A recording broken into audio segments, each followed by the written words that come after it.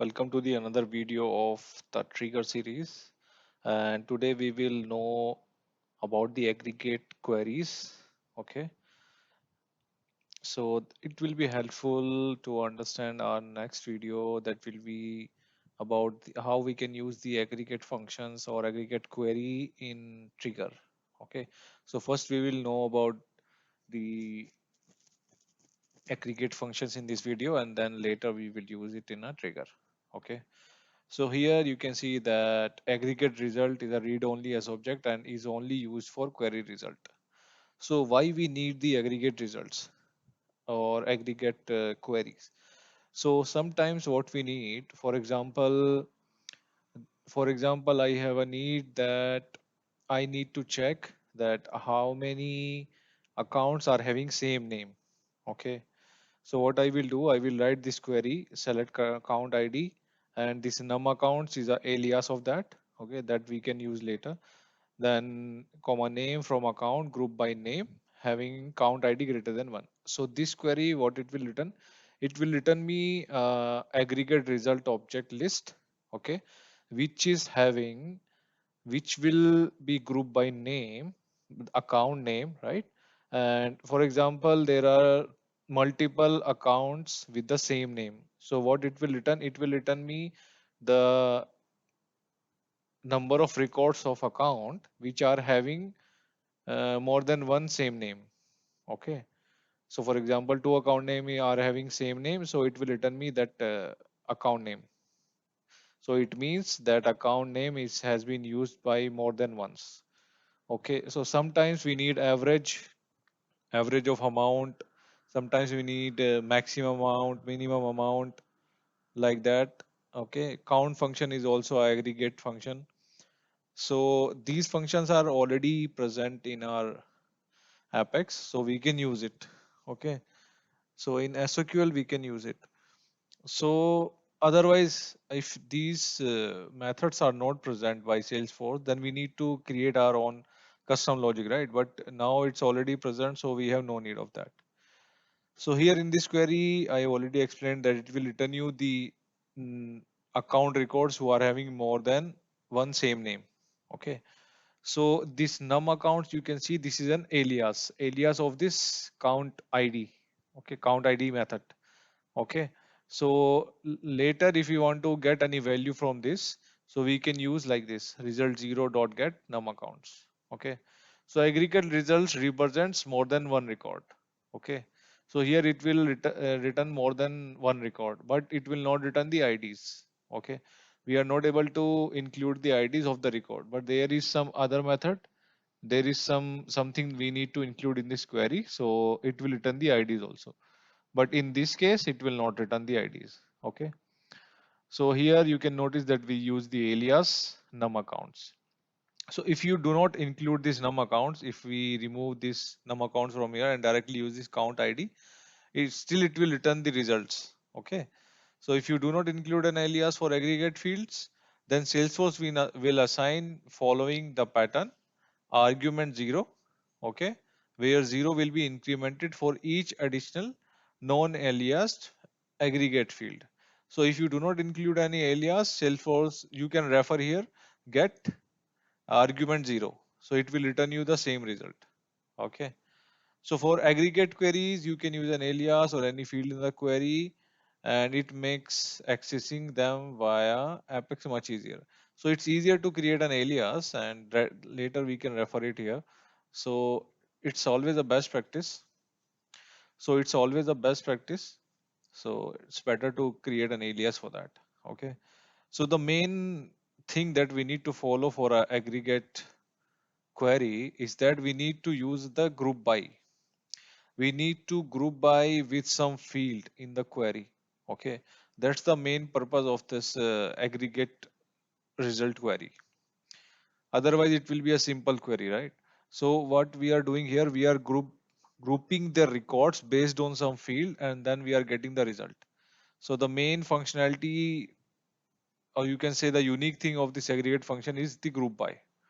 Okay, so here you can see the point number 6, use aggregate functions in a group by clause in SQL queries to generate reports for analysis. So you are generating the count or average or maximum or minimum. So to generate the reports for our records. Okay.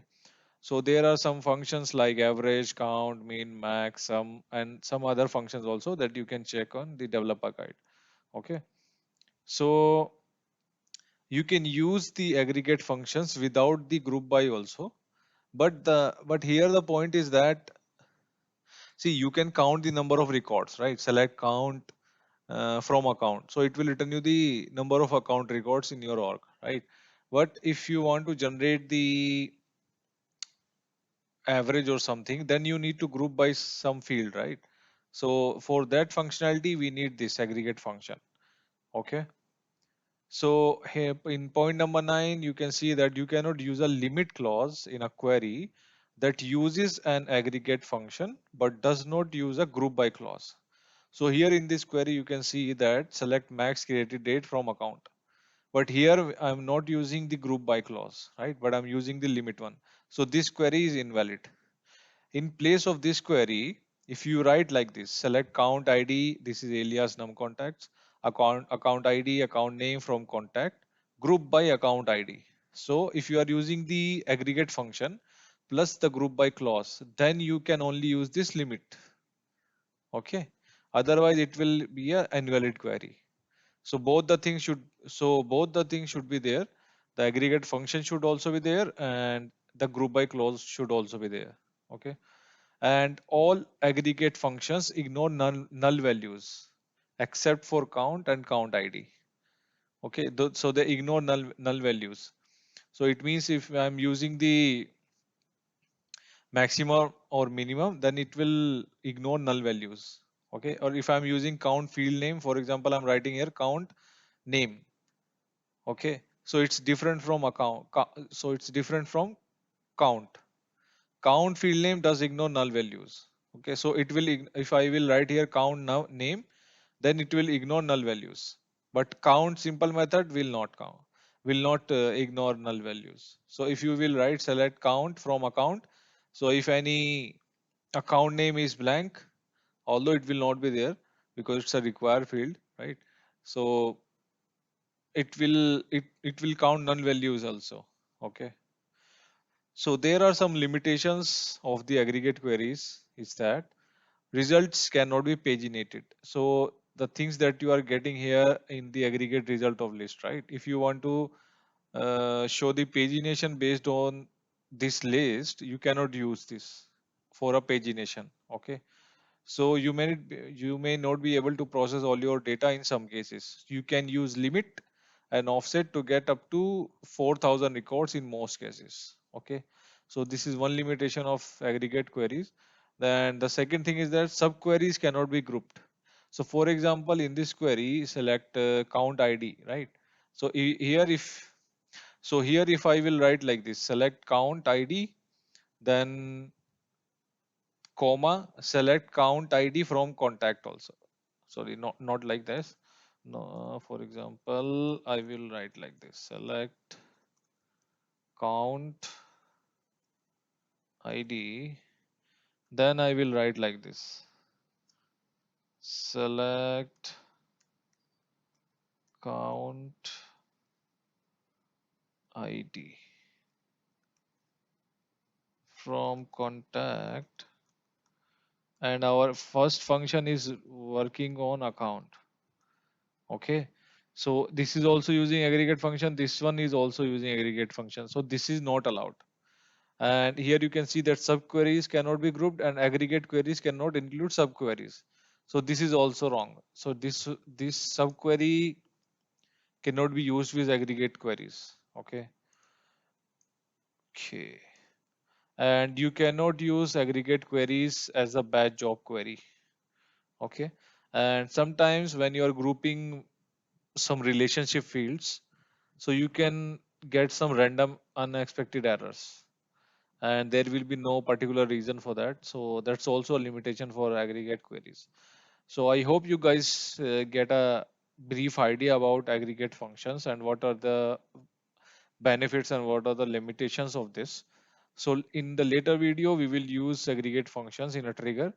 So what we will do, we will create a trigger to check if there are same account name and someone is trying to update or insert an account with the same name, then we will show them an error.